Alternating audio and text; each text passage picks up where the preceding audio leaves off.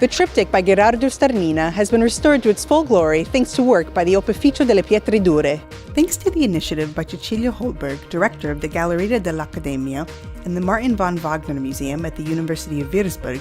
the triptych by Gherardo Starnina was the subject of scientific analyses and a cleaning at the Opificio delle Pietre Dure, Florence's leading restoration institution. The analyses were carried out when the artwork was loaned to the Accademia for last year's exhibition on Giovanni del Ponte, during which the piece was also at the center of a two-day conference. The restoration following the studies and the conference was made possible thanks to the Ernst von Siemens Art Foundation, one of Germany's most active foundations for the protection and promotion of cultural heritage. The three panels were originally attributed to an early Renaissance Tuscan painter, and only recently was it properly identified as being painted by Gherardo Starnina around the year 1409. Indeed, the artwork is recognized as one of the most important from the International Gothic and early Renaissance period. Now that the restoration has been completed, the triptych will make its return to the Martin von Wagner Museum in Germany, where an exhibition is already in the works, which will include a temporary reconstruction of the entire polyptych,